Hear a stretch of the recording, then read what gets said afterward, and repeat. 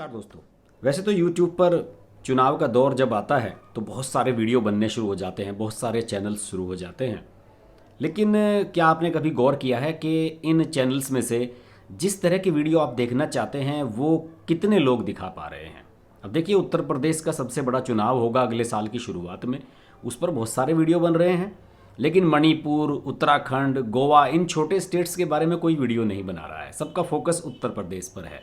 लेकिन मेरे चैनल की खास बात यह है कि मैं सभी महत्वपूर्ण चुनावों को कवर करता रहा हूं पिछले 2-3 साल में, और इसलिए मेरी कोशिश रहती है कि मैं कम से कम हर स्टेट्स के कुछ जो इम्पोर्टेंट मुद्दे हैं या महत्वपूर्ण चुनाव हैं या बड़े चुनाव हैं, मैंने छोटे छोटे जो उपचुनाव हुए हैं उन पर भी वीडियोस बनाए हैं। तो मेरी कोशिश ये रहती है कि मैं आपको एक इनसाइट व्यू दे सकूं, जिससे आपको ये लगे कि हाँ, इस चैनल पर हमारे मनवांछित वीडियो बन रहे हैं। अब जैसे देखिए गोवा के बारे में मैंने पहले भी एक वीडियो बनाया था। लेकिन गोवा में चूंकि मैं आपको बताऊं कि बहुत ही पेचीदा चुनाव इस बार होने जा रहा है, और मेरा इस पर फोकस पंजाब और उत्तराखंड से भी ज़्यादा रहने वाला है। क्योंकि गोवा का चुनाव क्या है, छोटा सा चुनाव है, केवल 40 विधायक होते हैं और 20-21 विधायक जिसके आ जाते हैं उसकी पार्टी की सरकार बन जाती है। और यहाँ पर पिछले काफ़ी समय से जिस तरीके से बीजेपी की फंक्शनिंग चल रही है, सबका फोकस इस बात पर है कि इस बार बीजेपी को आउट करने के लिए यहाँ बहुत सारी पार्टियाँ इकट्ठा हो रही हैं।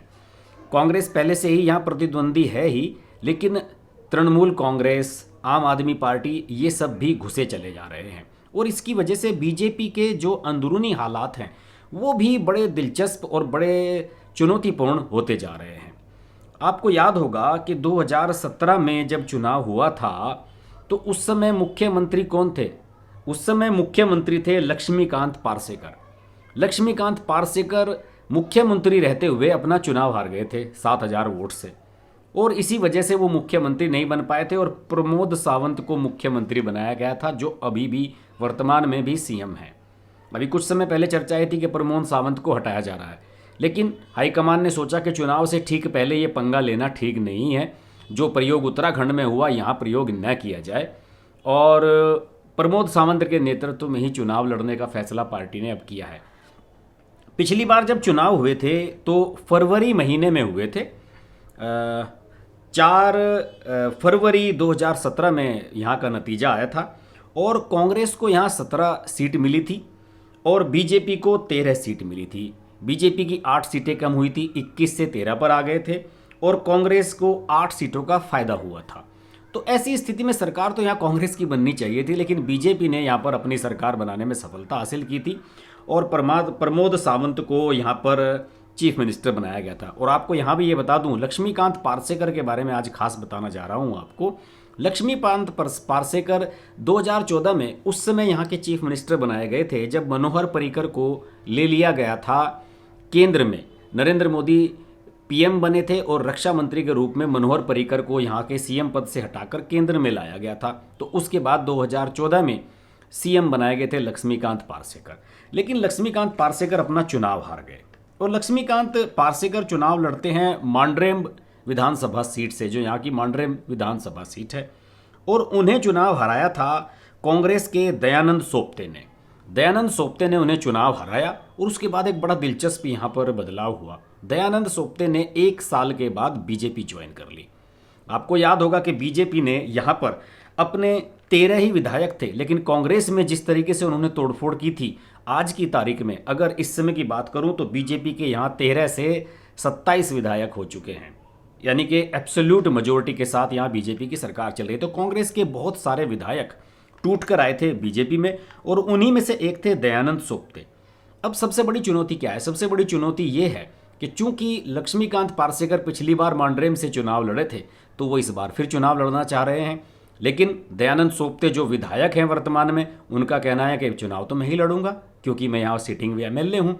और दयानंद सोपते ने हाल ही में, अभी कुछ दिन पहले ही, अपना चुनाव अभियान भी शुरू कर दिया।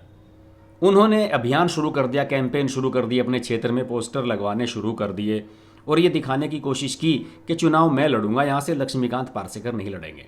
जबकि लक्ष्मीकांत पार्सेकर जो पहले सीएम रह चुके हैं, 2017 तक जो सीएम थे गोवा के, उनका टिकट कट जाए, इस बात को लेकर लक्ष्मीकांत पार्सेकर परेशान हैं। और लक्ष्मीकांत पार्सेकर इस बात से बहुत चौंके हैं। और उनका एक बयान में पढ़ रहा था, उन्होंने ये कहा है कि अभी टिकट वितरण का कोई फैसला नहीं हुआ, अभी तो 2.5 महीने बाद इस पर फैसला होगा, जनवरी में कहीं जाकर टिकट वगैरह फाइनल होंगे। और अगर किसी को ये लगता है कि उसका टिकट फाइनल है तो वो कोरा झूठ बोल रहा है। और मेरी पार्टी के सीनियर नेताओं से बातचीत हो चुकी है, जो लोग टिकट फाइनल करते हैं उन्होंने अभी तक किसी का टिकट फाइनल नहीं किया है। तो ऐसे में कोई अपना चुनाव कैंपेन शुरू करता है तो वो कर ले। लेकिन इस सारे विवाद के बीच कई चीज़ें और भी सामने आ रही हैं। पिछले 3-4 साल में 2018 में सोपते आए थे बीजेपी में, लेकिन उसके बाद से लक्ष्मीकांत पार्सेकर से उनकी ठनी ही रही थी। अभी अगस्त के महीने में प्रमोद सावंत का मुख्यमंत्री का एक कार्यक्रम था, लेकिन वहाँ पर उन दोनों को वहाँ पर मंच शेयर करना था, लेकिन लक्ष्मीकांत पार्सेकर उस कार्यक्रम में नहीं आए थे और उन्होंने अपनी अलग राह अपनाई थी। उन्होंने एक अपना अलग कार्यक्रम आयोजित कर लिया था। हालांकि मुख्यमंत्री सावंत ने कहा था कि वो इस कार्यक्रम में आएंगे, लेकिन पार्सेकर नहीं आए थे। तो अब इस सीट को लेकर स्थिति बड़ी पेचीदा हो चुकी है और बीजेपी के सामने एक बहुत बड़ी चुनौती होगी कि मांडरेम विधानसभा सीट से वर्तमान विधायक दयानंद सोपते को ही टिकट कंटिन्यू किया जाए या फिर लक्ष्मीकांत पार्सेकर को। इस पर हमारी नज़र लगातार बनी रहेगी। वैसे भी बीजेपी के लिए यहाँ चुनौतियाँ काफ़ी होने जा रही हैं, जैसे कि यहाँ तृणमूल कांग्रेस आ गई है। तृणमूल कांग्रेस की ममता बनर्जी ने पिछले दिनों यहाँ दौरा किया था 3 दिन का। अरविंद केजरीवाल भी यहाँ का दौरा कर चुके हैं और दोनों ही फोकस कर रहे हैं कि अगर बीजेपी और कांग्रेस का नुकसान होता है तो उन नुकसान होने वाले वोटों को लपक लिया जाए। अलबत्ता मैंने पिछले वीडियो में आपको बताया था कि अगर केजरीवाल और ममता बनर्जी फुल फोर्स के साथ यहाँ चुनाव लड़ते हैं तो निश्चित रूप से बीजेपी का फायदा होगा, कांग्रेस का नुकसान होगा। और ममता बनर्जी ने तो कई बड़े नेताओं को तोड़ भी लिया है। यहाँ के जो फिलेरियो पूर्व चीफ मिनिस्टर रहे हैं उन्हें तोड़ लिया है कांग्रेस के, और कई नेता उनकी तरफ शामिल हुए हैं कि टेनिस प्लेयर लिएंडर पेस को उन्होंने शामिल कर लिया है।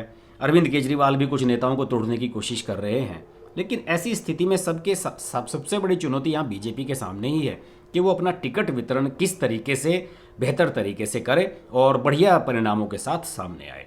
यहाँ देखने वाली बात यही होगी कि मांडरेम विधानसभा सीट से दयानंद चुनाव लड़ते हैं या पूर्व सीएम लक्ष्मीकांत पार्सेकर चुनाव लड़ते हैं। इस पर हमारी नज़र बनी रहेगी। अगर आपको मेरे वीडियोज़ अच्छे लग रहे हैं, आप गोवा से हैं, तो प्लीज़ अपने कमेंट्स मुझे ज़रूर दें और मैं गोवा के लोगों से और भी संपर्क करना चाहूँगा।